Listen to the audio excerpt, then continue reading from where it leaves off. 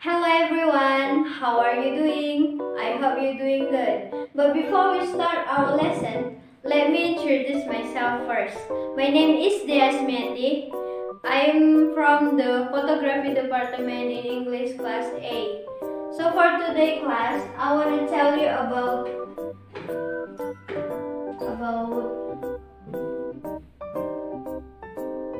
verb,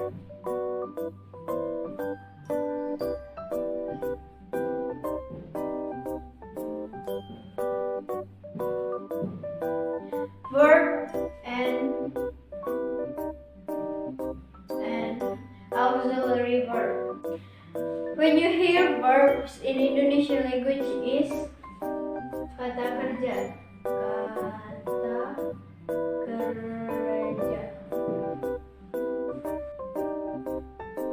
I am sure you immediately think of verbs like eating, drinking, sleeping, and so on. Yes, it's not surprising because verbs in English are almost the same as those in Indonesian.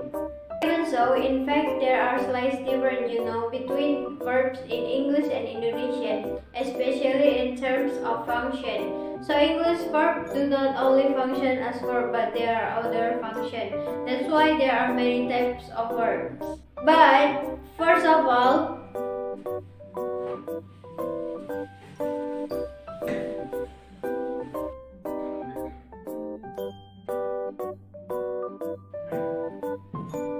what is a verb? What is a verb? What? What is a verb? Verb is a word that express a physical action like jump, a mental action class, or a state of being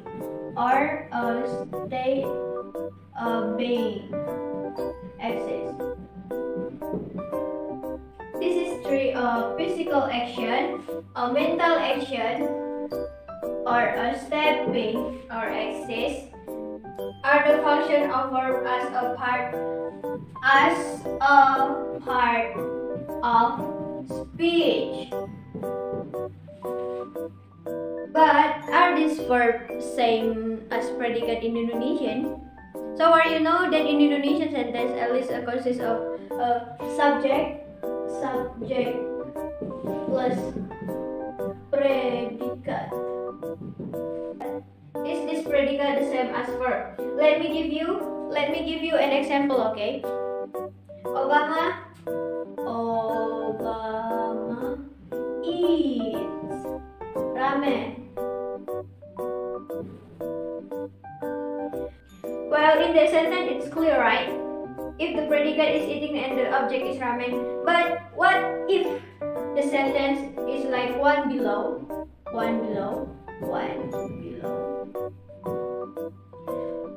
Obama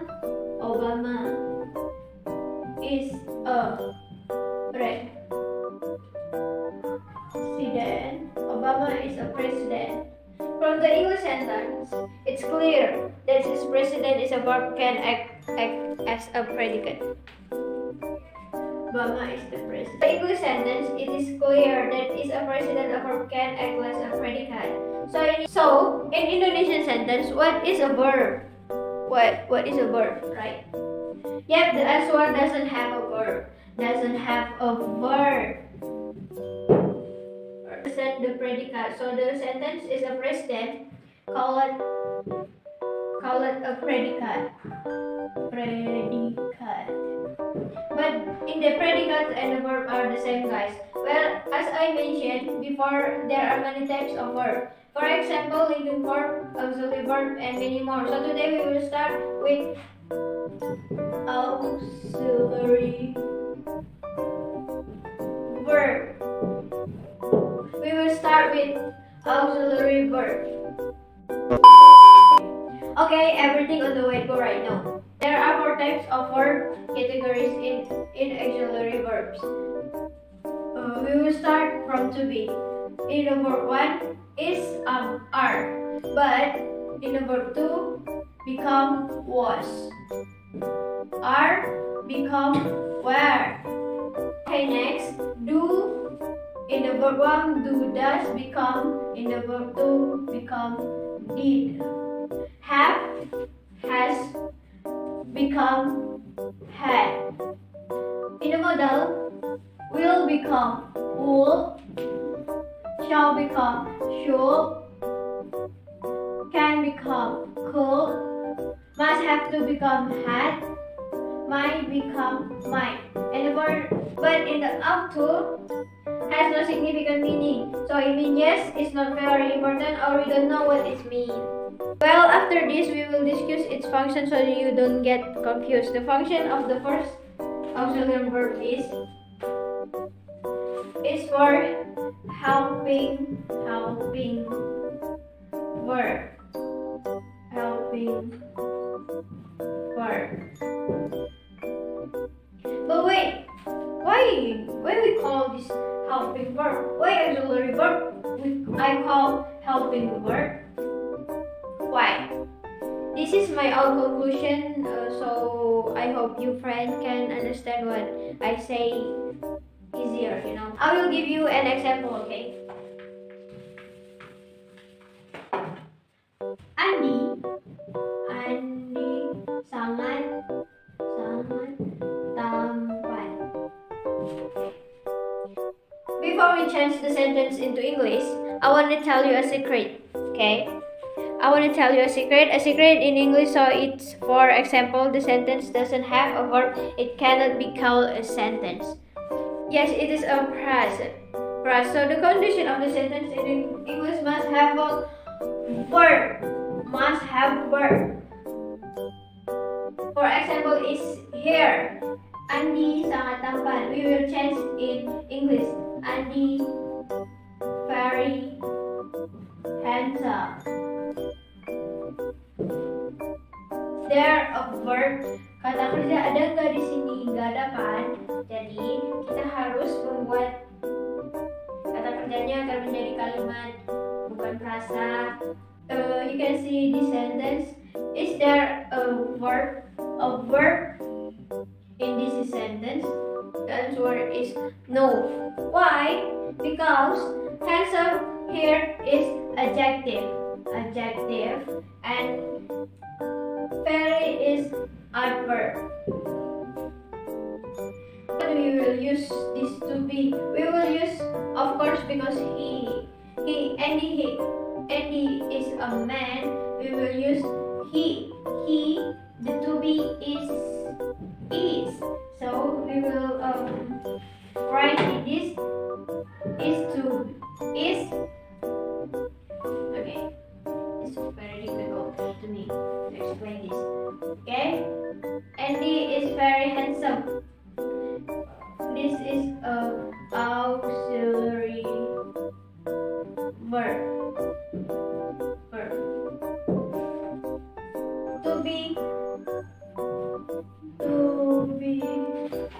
future. Will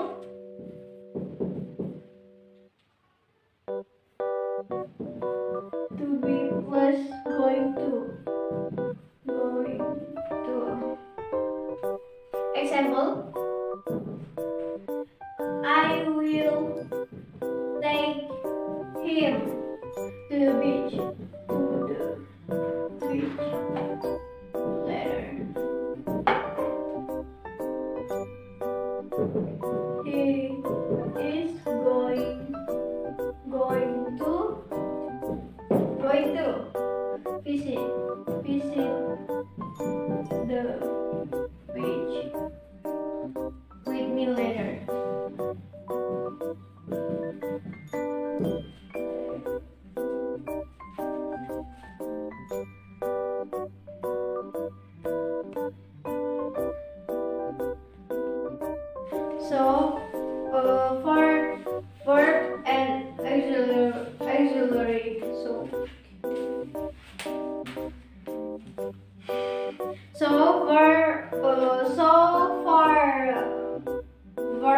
auxiliary verb. I hope you understand what I say before, because this is a easier thing I wanna. So after this, I want to tell you something about modals. Modals. Active. Subject. Subject plus modal plus verb plus complement. Example: he can bring book. Passive complement plus modals plus be plus verb 3 plus by plus subject. Example: book can be broke by him. Example: modals in present.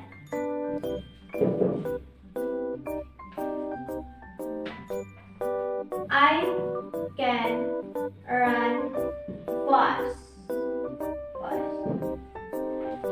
Can going to can going to cook. So in the modal in the past, become I could run fast. I could run fast. Now I'm old. No, I am old. See the difference? Modal in the present use can, but modal in the past use could. Can, could. Some modals can be used in a different way. For example,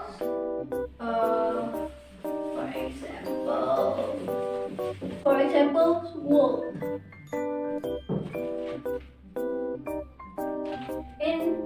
In the past tense of will. Example: Dad say he buy me new shoes.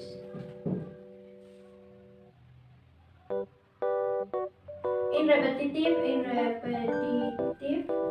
action in the past. Example: when my cousin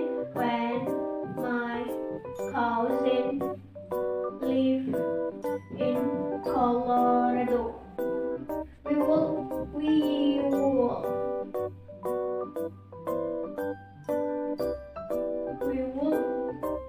visit them every winter.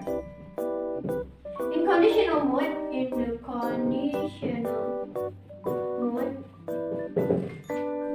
example: if I had enough money,